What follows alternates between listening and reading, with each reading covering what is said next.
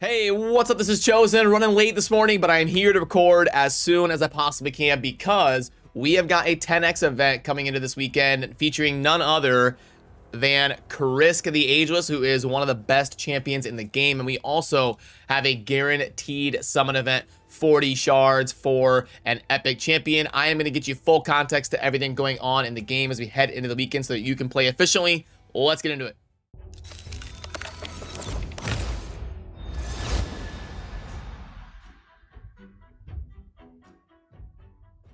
Alrighty, so this is obviously perfectly normal because we just had a 2X event last weekend, which means we are going to have some sort of guaranteed summoned 10X, something like we totally knew that was going to be coming this weekend. And if you're curious about the rotation, since we just had 2X Sacreds, next weekend we should be having 2X Voids if they go by the normal calendar and rotation. But let's go over this epic champion first, since that is the guarantee for 40 Ancients.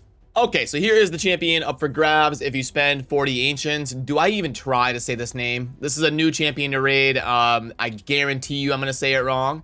Theres? Something like that. Theres? I tried. Anyway, let me know how wrong I am down in the comments. But, alright, so is this worth 40 Ancient Shards outside of a 2X? This champion's going to have to be pretty good. It's going to have to be a Man-Eater, a Geomancer, a Ceres, a Seer. It's going to have to be Stag Knight, one of these top 15, 20 epics in the game probably to justify non-ancient shards going after it. And the calling card for this champion is going to be the decrease resistance. They're adding resistance manipulation to the game recently. We're getting legendaries like that new dwarf that has the increased resistance for your whole team, and then we're going to be getting champions that decrease resistance like this. So a very cool mechanic that this champion has. It's going to have enough accuracy to land that, but if you set up teams with a proper rotation to have your decreased resistance go first, now everybody else might not need as much accuracy to go ahead and land those things in scenarios like the tag team arena or dungeon farming or whatever. So it is a very powerful mechanic, and this champion does have it. Now, it's only going to be a 75% chance even when fully booked, and the champion is going to take 5 plus 4 is 9 plus 6 is going to be 15 epic books to make sure you are getting the 75% chance of the AoE decreased resistance. And since it is so powerful, that's a very powerful debuff. You're not going to be able to book this to a 3-turn cooldown on an epic. It's going to be a 4-turn cooldown even when fully booked, and only a 75% chance.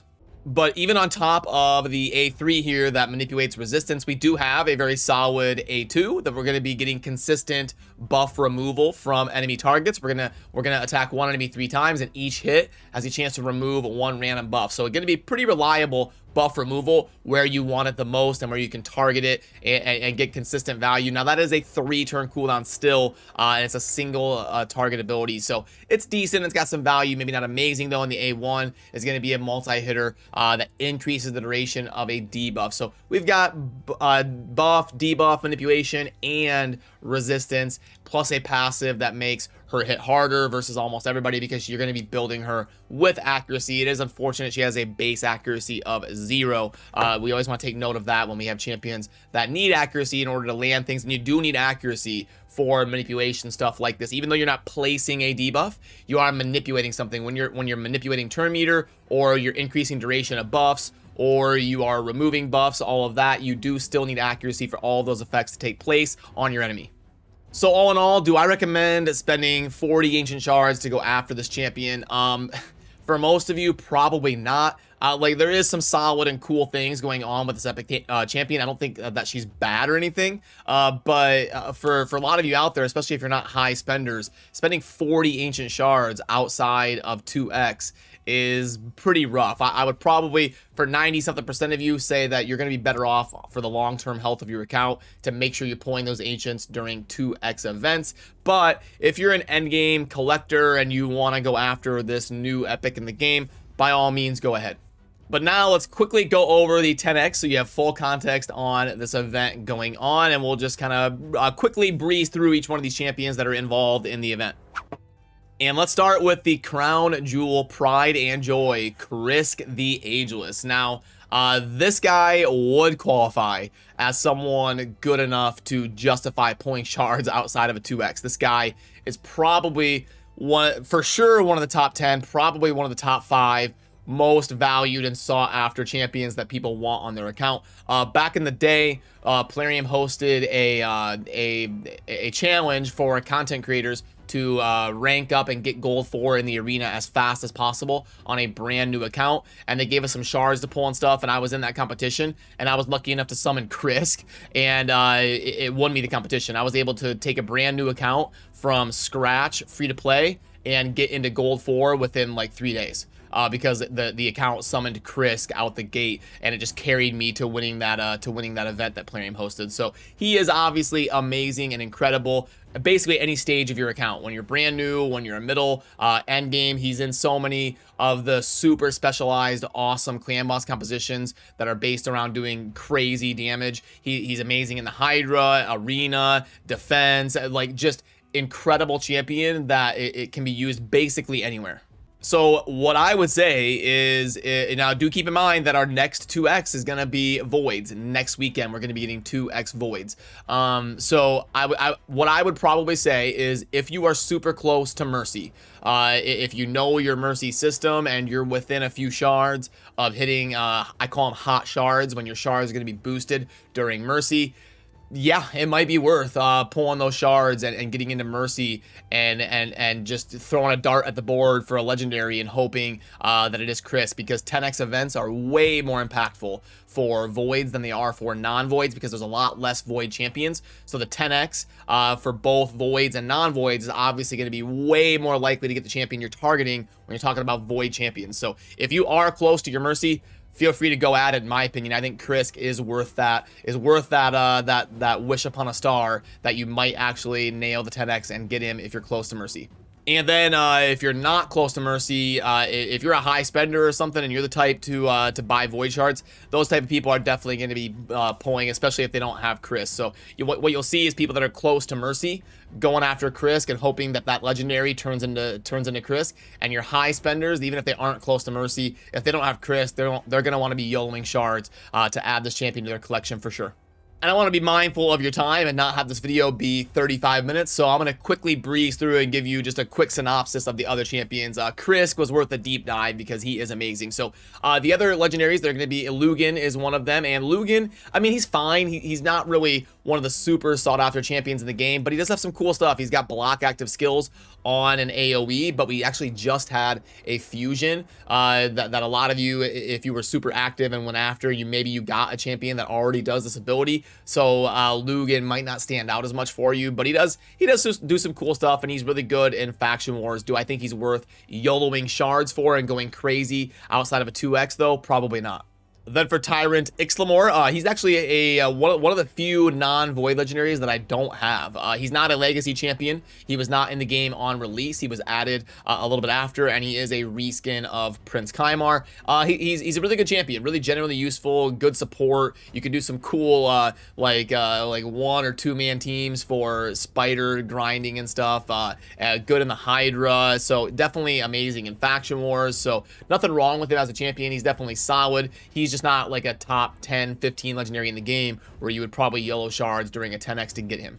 And then the last legendary in this 10X is going to be Kyoku from the Shadowkin, obviously a very new champion of the game. So I would say of the 3 legendaries that are not KRISK, Kyoku would probably be the one that I most want. I think she could be a lot of fun in different maybe tag team arena, defense teams, or some of those sturdy teams, this passive that is constantly going to be healing allies and placing increased defense on everybody based off of them getting hit, just off of guaranteed value, the ally protect, the block damage, the constant decrease attack on an AoE, just all the stuff that she is doing here on her kit, being defense and very sturdy herself. I don't think she's going to be a top 15 Lego in the game, like I said, but definitely fun to play around with, and you could do some cool things in putting teams around her. And being new to the game, not very many people are going to have her as well.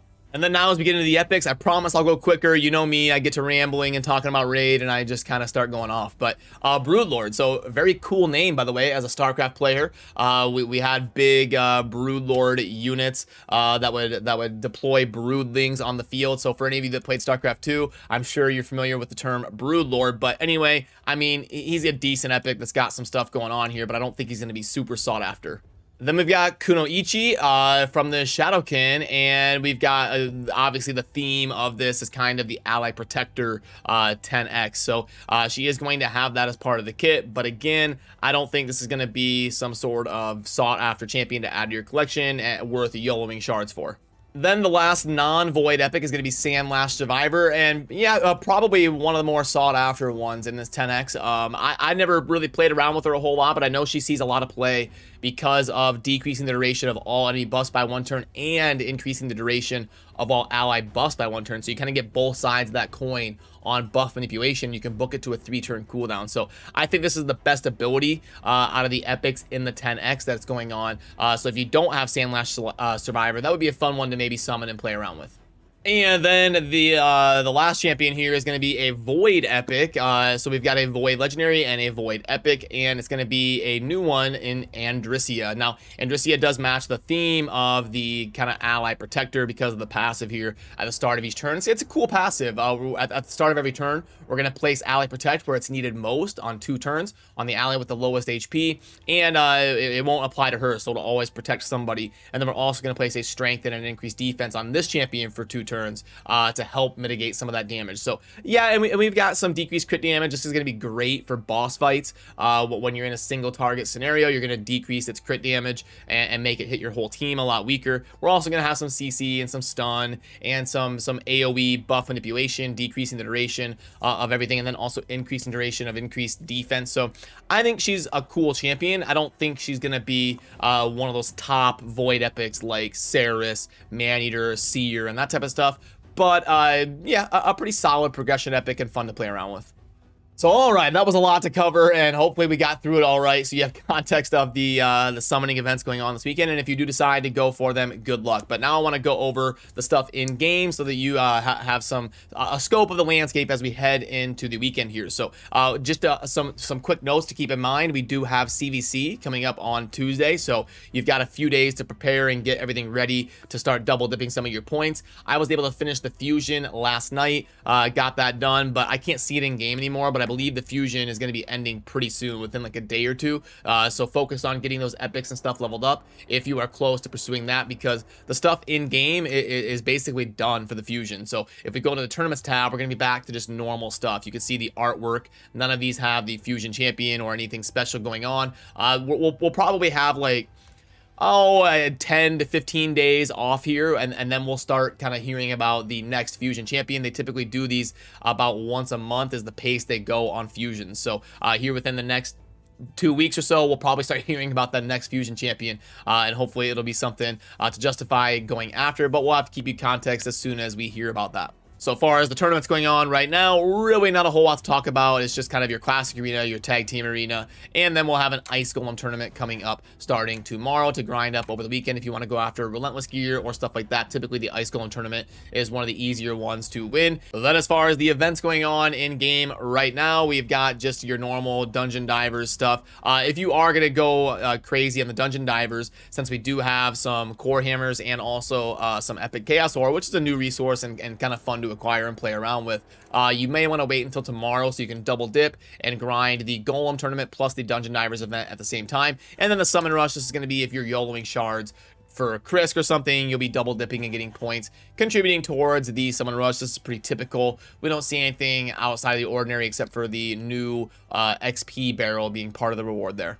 Also want to quickly remind you that we do have the Doom Tower resetting in 4 days, so you're going to want to really get focused on those secret rooms and start spending those silver keys and get your progress as high as you can, because obviously at the end of the month, that means we're going to be having a new rotation of the Doom Tower very soon, so worth focusing on this weekend.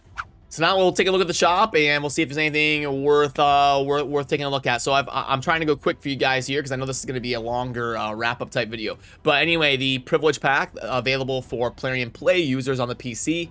It grades out as a 3.03 if I remember right from plugging it in a few times. So it is technically a pretty good offer, but remember the rewards are going to be coming over time. So if you're kind of buying this last second to YOLO for KRISK or something, remember you're going to get the 2 voids right out the gate as part of that, but the last void shard you're not going to get during the 10x for KRISK. You're going to get that 10 days after the purchase. So just something worth keeping in mind if you are going to be purchasing that. You'll have to wait on that 1 void. And then we've got a pack string right here. Oh, 6 for 19. That's not bad. And then 9. Okay. All right. So I can't see every price, but in terms of shard offers, like your sacreds and your ancients and your voids, in terms of those being in a string pack, this is going to be the best one.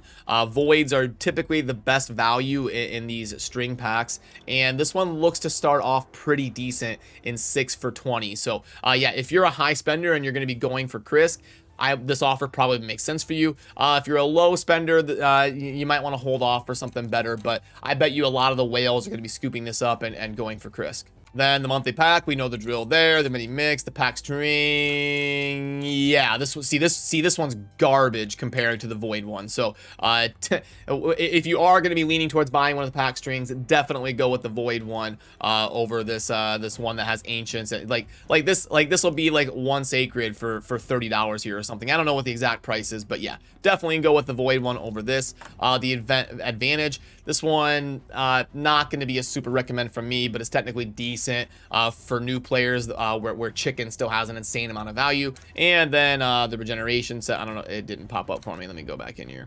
Yeah, $10 for rare gear. Okay, not gonna cut it.